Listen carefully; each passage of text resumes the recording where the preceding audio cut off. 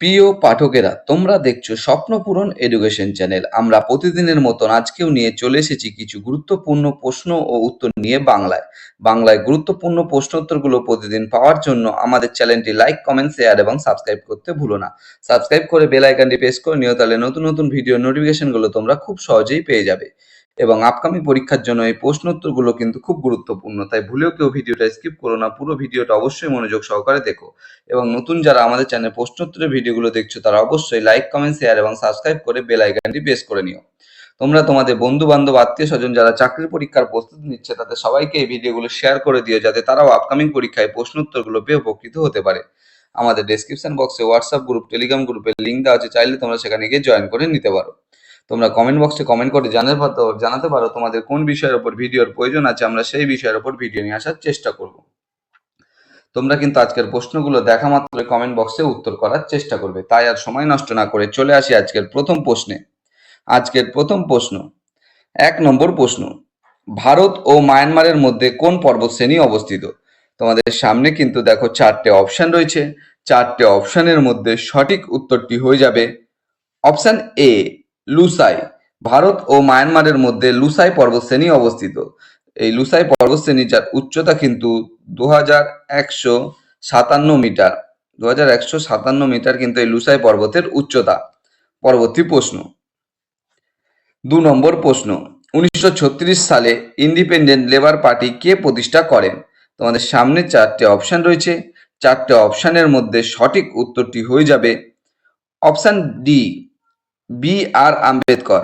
1936 সালে independent labour party প্রতিষ্ঠা করেন বি আর আম্বেদকর, যা 1937 সালে বোম্বে কেন্দ্রীয় আইনসভায় নির্বাচনে 13টি সংরক্ষিত এবং 8টি সাধারণ আসনের জন্য প্রতিদ্বন্দ্বিতা করে এবং 11টি ও 3টি আসন লাভ করে। পরবর্তী প্রশ্ন, 3 নম্বর প্রশ্ন, আর্কিওলজিক্যাল সার্ভে অফ ইন্ডিয়া কবে স্থাপিত হয়? তোমাদের সামনে 4টে অপশন রয়েছে। 4টে অপশনের মধ্যে সঠিক উত্তরটি হয়ে যাবে অপশন সি, 1861 সালে। আর্কিওলজিক্যাল সার্ভে অফ ইন্ডিয়া স্থাপিত হয় 1861 সালে। এই আর্কিওলজিক্যাল সার্ভে অফ ইন্ডিয়ার প্রতিষ্ঠাতা ছিলেন আলেকজান্ডার কানিংহাম।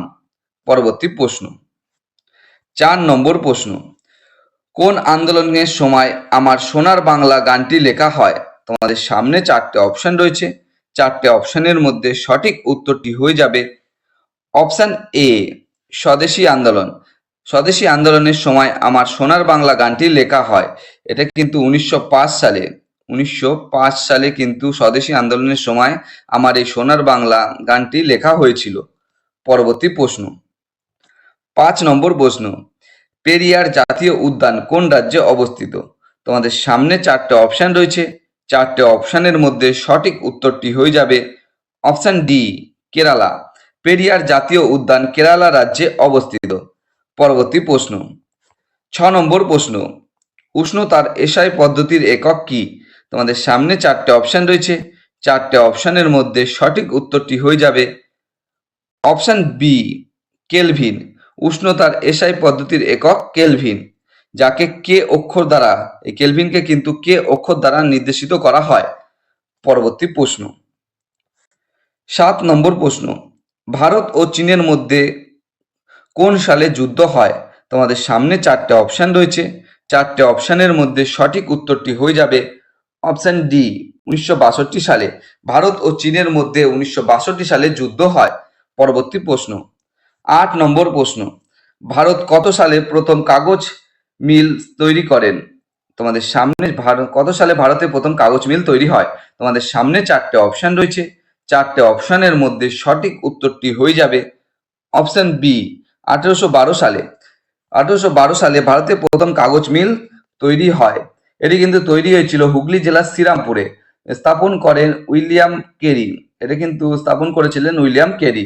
পরবর্তী প্রশ্ন, 9 নম্বর প্রশ্ন, ওয়ার্ল্ড পোলিও দিবস কবে পালন করা হয়? তোমাদের সামনে 4টে অপশন রয়েছে। 4টে অপশনের মধ্যে সঠিক উত্তরটি হয়ে যাবে অপশন বি, 24শে অক্টোবর। ওয়ার্ল্ড পোলিও দিবস পালন করা হয় 24শে অক্টোবর। পরবর্তী প্রশ্ন, 10 নম্বর প্রশ্ন, কিনান স্টেডিয়াম কোথায় অবস্থিত? তোমাদের সামনে 4টে অপশন রয়েছে। 4টে অপশনের মধ্যে সঠিক উত্তরটি হয়ে যাবে অপশন ডি জামশেদপুর। কিনান স্টেডিয়াম জামশেদপুরে অবস্থিত। এটি কিন্তু ঝাড়খণ্ডের জামশেদপুরে এই কিনান স্টেডিয়ামটা কিন্তু অবস্থিত আছে। পরবর্তী প্রশ্ন 11 নম্বর প্রশ্ন 1984 বইটি কার লেখা? তোমাদের সামনে চারটে অপশন রয়েছে, চারটে অপশনের মধ্যে সঠিক উত্তরটি হয়ে যাবে option D George Orwell. George অরওয়েলের লেখা 1984 বইটি জর্জ অরওয়েলের লেখা। পরবর্তী প্রশ্ন 12 নম্বর প্রশ্ন মাদাম কুরির আত্মজীবনী হিন্দিতে কে অনুবাদ করেন? তোমাদের সামনে কিন্তু দেখো এই প্রশ্নের জন্য চারটে অপশন দেওয়া রয়েছে, চারটে অপশনের মধ্যে সঠিক উত্তরটি হয়ে যাবে option D Lal Bahadur Shastri. Madame কুরির আত্মজীবনী হিন্দিতে অনুবাদ করেন লাল বাহাদুর শাস্ত্রী। পরবর্তী প্রশ্ন 13 নম্বর প্রশ্ন নিচের কোনটি মেঘালয়ের লোকনৃত্য? তোমাদের সামনে কিন্তু দেখো এই প্রশ্নের জন্য চারটে অপশন রয়েছে, চারটে অপশনের মধ্যে সঠিক উত্তরটি হয়ে যাবে অপশন বি লাহো। নিচের মেঘালয়ের লোকনৃত্য হচ্ছে লাহো। লাহো মেঘালয়ের লোকনৃত্য। পরবর্তী প্রশ্ন 14 নম্বর প্রশ্ন পশ্চিমঘাট পর্বতের ত্রিম্বক শৃঙ্গ থেকে কোন নদীর উৎপত্তি হয়েছে? তোমাদের সামনে চারটে অপশন রয়েছে এই প্রশ্নের জন্য, চারটে অপশনের মধ্যে সঠিক উত্তরটি হয়ে যাবে অপশন এ গোদাবরী। পশ্চিমঘাট পর্বতের ত্রিম্বক শৃঙ্গ থেকে গোদাবরী নদীর উৎপত্তি হয়েছে, যা দক্ষিণের গঙ্গা নামেও কিন্তু পরিচিত। পরবর্তী প্রশ্ন 15 নম্বর প্রশ্ন বাংলার প্রথম মুদ্রণখানা কোথায় স্থাপিত হয়? বাংলায় প্রথম মুদ্রণখানা কোথায় স্থাপিত হয়? তোমাদের সামনে চারটে অপশন রয়েছে, চারটে অপশনের মধ্যে সঠিক উত্তরটি হয়ে যাবে অপশন ডি হুগলি। বাংলায় প্রথম মুদ্রণখানা হুগলিতে স্থাপিত হয়। এটি কিন্তু 1778 সালে মিস্টার অ্যান্ড্রুজ তৈরি করেন। বাংলার প্রথম মুদ্রণখানা স্থাপিত হয় হুগলিতে 1778 সালে, যা মিস্টার অ্যান্ড্রুজ প্রতিষ্ঠা করেছিলেন। পরবর্তী প্রশ্ন 16 নম্বর প্রশ্ন পার্থেনন পত্রিকার সম্পাদক কে ছিলেন? তোমাদের সামনে চারটে অপশন রয়েছে, চারটে অপশনের মধ্যে সঠিক উত্তরটি হয়ে যাবে অপশন এ ডিরোজিও। পার্থেনন পত্রিকার সম্পাদক ছিলেন ডিরোজিও। ইনি কিন্তু 1830 সালে এই পার্থেনন পত্রিকাটা প্রকাশ করেছিলেন এবং এটি ইংরেজি একটি সাপ্তাহিক পত্রিকা ছিল। পরবর্তী প্রশ্ন 17 নম্বর প্রশ্ন ভবানী মন্দির বইটি কার লেখা? তোমাদের সামনে চারটে অপশন রয়েছে, চারটে অপশনের মধ্যে সঠিক উত্তরটি হয়ে যাবে অপশন এ অরবিন্দ ঘোষ। ভবানী মন্দির বইটি অরবিন্দ ঘোষের লেখা। ইনি কিন্তু 1905 সালে এই বইটি কিন্তু প্রকাশ হয়েছিল। 1905 সালে কিন্তু এই বইটি প্রকাশ হয়েছিল। পরবর্তী প্রশ্ন 18 নম্বর প্রশ্ন ভিটামিন বি12 এর অভাবে কোন রোগ হয়? তোমাদের সামনে কিন্তু চারটে অপশন রয়েছে, চারটে অপশনের মধ্যে সঠিক উত্তরটি হয়ে যাবে option D pernicious anaemia. Vitamin বি12 এর অভাবে পার্নিসিয়াস অ্যানিমিয়া বা রক্তাল্পতা দেখা দেয়। পরবর্তী প্রশ্ন 19 নম্বর প্রশ্ন প্রথম ভারতীয় হিসাবে বিনোবা ভাবে কত সালে ম্যাক্সেস পুরস্কার পান? তোমাদের এই প্রশ্নের জন্য কিন্তু দেখো চারটে অপশন দেওয়া রয়েছে, চারটে অপশনের মধ্যে সঠিক উত্তরটি হয়ে যাবে অপশন এ 1958 সালে।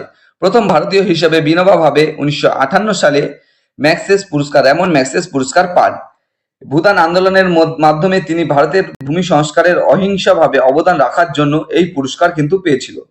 পরবর্তী প্রশ্ন 20 নম্বর প্রশ্ন এবং আজকের শেষ প্রশ্ন বিশ্ব ক্যান্সার দিবস পালন করা হয় কবে?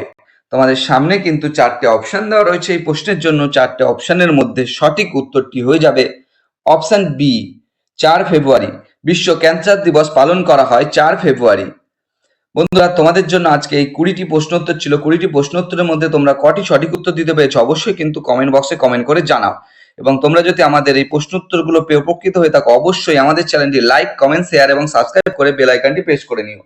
তোমরা তোমাদের বন্ধু বান্ধব আত্মীয় স্বজন যারা চাকরির পরীক্ষার প্রস্তুতি নিচ্ছে তাদের সবাইকে এই ভিডিওগুলো শেয়ার করে দিও, যাতে তারাও আপকামিং পরীক্ষায় প্রশ্নোত্তরগুলো পেয়ে উপকৃত হতে পারে। আমাদের ডেসক্রিপশন বক্সে হোয়াটসঅ্যাপ গ্রুপ, টেলিগ্রাম গ্রুপের লিঙ্ক দেওয়া আছে, চাইলে তোমরা সেখানে কিন্তু জয়েন করে নিতে পারো।